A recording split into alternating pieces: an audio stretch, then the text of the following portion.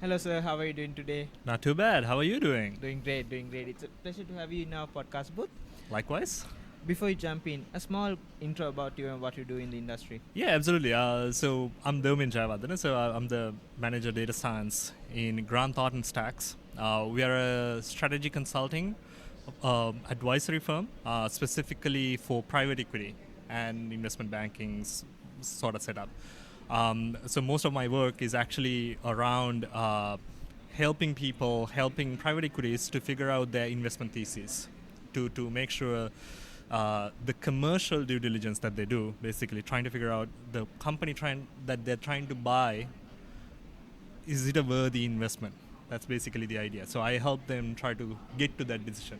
Amazing. I think AI plays a key role in everyone. Absolutely. Yeah. Everything. What is that one misconception that you see around that's happening currently? Maybe it's something that you have faced or some common misconception that you have in mind as well. The biggest one that I see personally is that most people have overestimated the current capability of AI.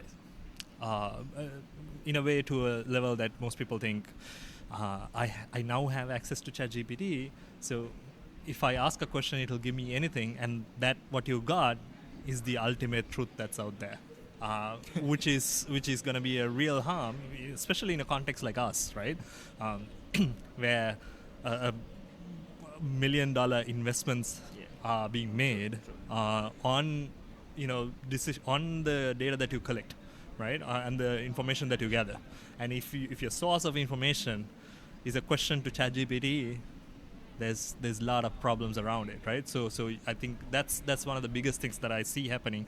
A lot of people are trying to figure out whether can the work of a consultant be as easy as asking a question from a ChatGPT. True. If so, I think you use most AI tools and systems in your day-to-day processes and day-to-day lives. Similarly, if you just think that they are much important, how important is the culture and the people using them, and how would you say, like, Gen Zs, Gen Alphas getting into this scene, and what's your take on it? Yeah, no, interesting question, I would say. So the biggest part of this, I would say, personally, in my opinion, it's almost like this, right? It's not the sword; it's the hand that wields the sword. That's gonna make the difference in the battle that we are fighting right now, right? So yes, there are multiple tools. There's multiple technologies. A lot of things that you could take up, but is the person who's wielding that technology, person who's using that, are they really capable of actually using it to their highest potential? Yeah. Is the question that we need to look at. So in that context, I personally would actually place the competency, capability, and adoption ability of my human capital above the interest that I have on the tool. So, because I personally believe it's people process technology, and technology right now is so easy. It's readily available. I could go anywhere and I could type something and I could figure out, for the thing that I'm trying to do, I'm pretty sure there is a solution that's out there, or at least something that's close by to it, right? The real question is, do I actually have the human capital to kind of take that on and run with it, right? So as long as I build that, I think I'm pretty good with it. And the second part of the question is on this generational thing that we had to talk about. I think it's, there's a different aspect to it as well. So millennials, how they look at things versus how Gen Zs and Alphas look at it, vastly different. They have their own unique ways of doing it, right? I almost see this as a case of when I was growing up, how my moms, my dad, how they looked at it and thought, this is the whole concept of, we used to take 25-mile hike to get to school, across 3 bridges, and 2 of the bridges didn't even have a bridge, sort of situation, right? And that's how some of it I actually see when I'm looking at the Gen Zs as well. Now I've realized I've suddenly become my dad, because I kind of look at them in that perspective also, and I tell them, you guys know nothing because I did this and that and all of that.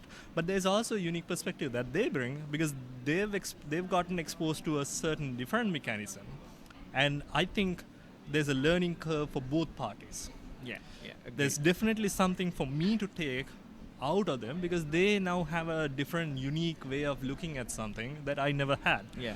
And I need to take that in, convert it into a place, and manage it in a way that's it's actually beneficial for the work that we are ultimately trying to achieve. Absolutely. Because the Gen Zs and Alphas are currently more in an operational standpoint in a work setting, and the millennials and the generation above that is more on the strategic level. So they define the direction of the company. Yeah. Some of those guys down there is actually doing the operational work. So for the two things to work together, I need to figure out how they're thinking about it, get the best out of that, and somehow fix it in a way I'm ultimately achieving the overall goal Yeah. of the company or the strategic True. positioning that I have in mind. So it's a mix of both worlds. I can easily speak about this, but it's one of the hardest things that I don't think I'm successful at it. I'll be honest. You but gave a good like answer. all people, Yeah. I'm trying. Yeah, and I'm hoping I'm getting better. Yeah. Finally, how would this summits like this, as we are in the AI Asia Summit and conferences, how would they impact to the society and to the community and especially to the country as a whole? Short answer, massively impactful, I would say. The more detail of this is that, Sri Lanka, I believe, has a massive opportunity within the global space as a very unique knowledge services provider. We are a smaller nation, very small workforce as well. But in a global context, we are a highly competitive bunch of people who has a really good cognitive capability, decision-making capability, and fairly agile and adaptable bunch of people. We joke about this by saying it's the island mentality, but I see island mentality as a massively good thing. Yeah. Because people in an island, the whole term, why that term comes up is that people in an island has to use whatever that they have in that island, right? A lot of other people who are, if you're landlocked, if something doesn't work, you just move to a different place. If you're in an island, you have to make it work. I think that's what has set us apart. And in this global stage, I think these kind of setups, these kind of summits, people with this kind of capability coming together, discussing, brainstorming ideas, and trying to uplift the community is exactly us saying, you know what? We'll stand our ground because this is where we are. Yes. And we'll make a difference from over here. And we are continuously reinventing ourselves over and over again. When things happen, we get to the forefront of it.